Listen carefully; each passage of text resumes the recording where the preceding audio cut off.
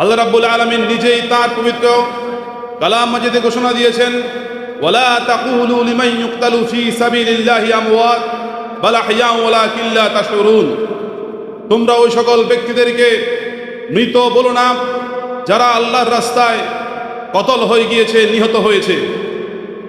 তাহলে বোঝা গেল সৈয়দ আহমদ শহীদ বেলরবি রহমতুল্লাহ আলাইহি তিনি আল্লাহর রাস্তায় কতল হয়েছেন, অতএব তাকে কোনো ক্রমেই মৃত মনে করা যাবে না। তিনি জীবিত, আর জীবিত অবস্থায় তার রুহানি ফয়েজ বরকতে আজ পর্যন্ত ঢাকার রাজধানীর বুকে তার স্মরণে বালাকোটের চেতনায় সম্মেলনের আয়োজন করা হয়েছে। আল্লাহ পাকের বান্দাগণ, তিনি ছিলেন নবী মুহাম্মদুর রাসূলুল্লাহর উম্মতে মুহাম্মাদীর মধ্যে সর্বোত্তম ব্যক্তি। কেননা আল্লাহ রাব্বুল আলামিন নিজে ঘোষণা দিয়েছেন, কুনতুম খায়রা উম্মাতিন উখরিজাত লিন-নাসি, তোমাদেরকে দুনিয়াতে পাঠানো হয়েছে, তোমরা উত্তম জাতি।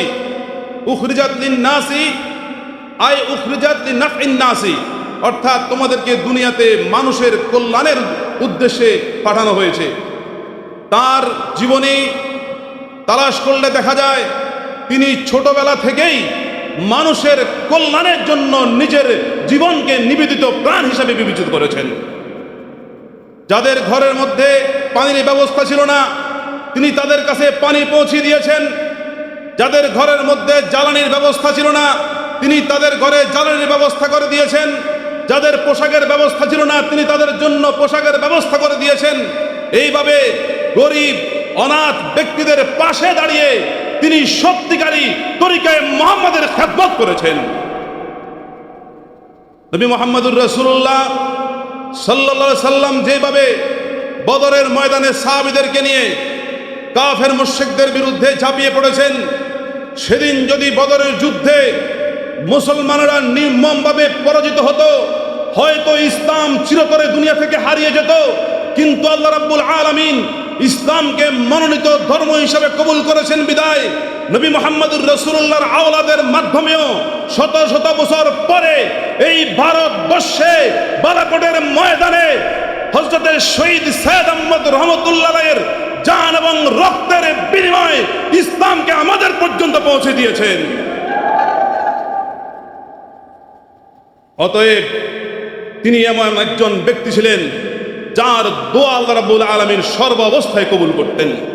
মুস্তাজাবাতুদ দোয়া তার জীবনী পড়লে দেখা যায় তার খলিফা মাওলানা শাহ কারামত আলী জৈনপুরী রহমতুল্লাহ আলাইহি এবং শাহ সুফি নূর মোহাম্মদ নিজামপুরী রহমতুল্লাহ আলাইহি তারা সহ অন্যান্য শিষ্য মুরিদানকে নিয়ে তিনি একটা মাহফিলে উপস্থিত ছিলেন। এই মাহফিলে হঠাৎ করে তার যেই হাজতের প্রয়োজন হলো, ইস্তেনজার প্রয়োজন হলো, এমন অবস্থায় তার জন্য ইস্তেনজার ব্যবস্থা করা হয়েছে সৈয়দ আহমদ শহীদ বেলরবি রহমতুল্লাহ আলাইহির জন্য।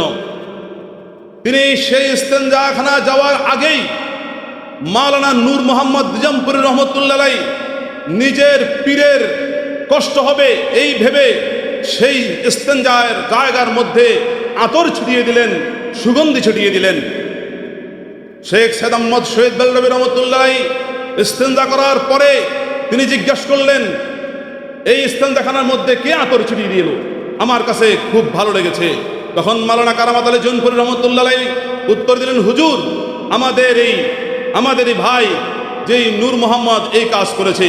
সাথে সাথে তিনি আল্লাহর কাছে হাত উত্তোলন করলেন, হে আল্লাহ, এই বান্দা যেরকম আমার জন্য আমার যে ইস্তেনজার জায়গাটাকে আতর দিয়ে ভরপুর করে দিয়েছে, হে আল্লাহ, আমি দোয়া করি, আপনার কাছে প্রার্থনা করি, তার কবরের জায়গাটাকে আপনি কিয়ামত পর্যন্ত যে সুগন্ধ দিয়ে ভরপুর করে দিবেন।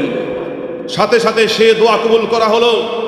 আজ পর্যন্ত নিজামপুরে শাহ সুফি নূর মোহাম্মদ নিজামপুরী রহমতুল্লাহ আলাইহির জিয়ারতে অনেক আশিকিন এখন পর্যন্ত সেই মাজার শরীফ থেকে সুগন্ধ পেয়েছে। আলহামদুলিল্লাহ, আমি না খান্দাও দুইবার সুগন্ধ পেয়েছি।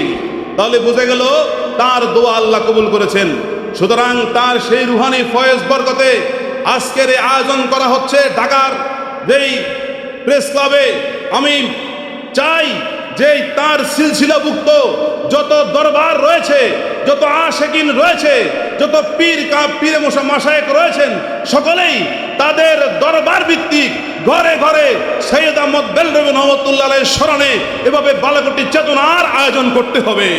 তাহলে সকল মুরিদান আশেকান তার জীবনী পড়বে, বুঝবে এবং তার চেতনাকে সামনে নিয়ে আমরা কি করব, মানুষদেরকে তার জীবনী সম্পর্কে বলবো।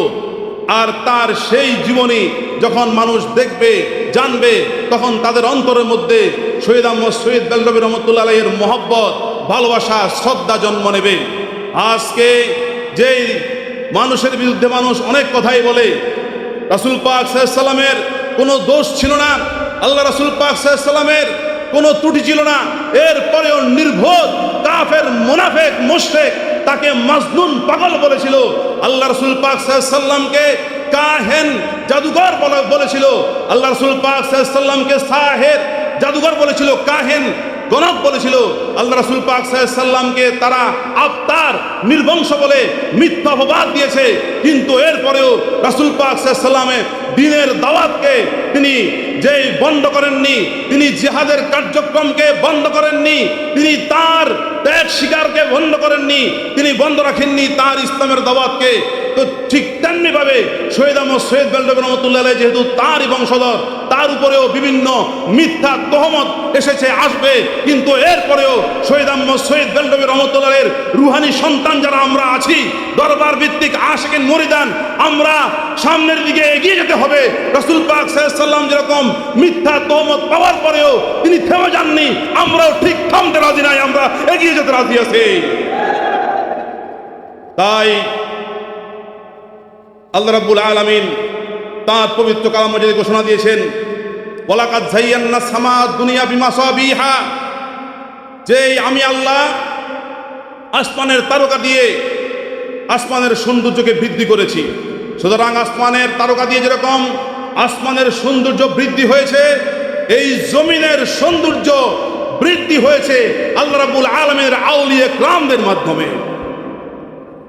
আসমানের তারকা যেরকম দিশেহারা পথহারা নাবিকদেরকে পথের দিশা দিয়েছে, ঠিক তেমনিভাবে এই বাংলার জমিনে, ভারতের জমিনে, পাকিস্তানের জমিনে, উপমহাদেশে দিশেহারা মানুষদেরকে, কুফরে এরপরে শিরকে নিমজ্জিত হয়ে যাওয়া মানুষদেরকে সত্যের সন্ধান, নবী মুহাম্মদুর রাসূলুল্লাহর তরিকার সন্ধান দিয়েছে, বিশেষ করে বালাকোটে সিলসিলার পীর মাশায়েখগণ।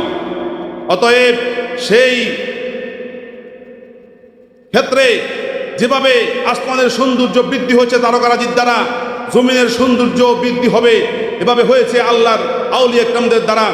আসমানের তারকা দিয়ে যেরকম মানুষ সঠিক পথ পেয়েছে, নবী মুহাম্মদুর রাসূলুল্লাহর এই যেই আউলিয়া যে উম্মতের আউলিয়া কিরাম যারা, তাদের মাধ্যমেও সঠিক সন্ধান পেয়েছে মানুষ।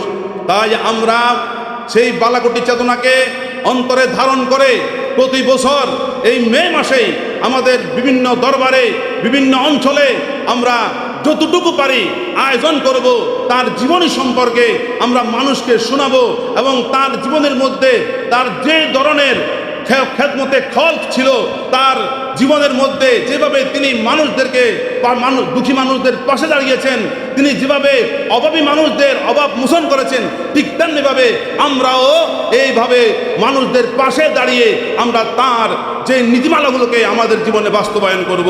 আল্লাহ পাক সেই তৌফিক আমাদেরকে নসিব করুন, আমিন।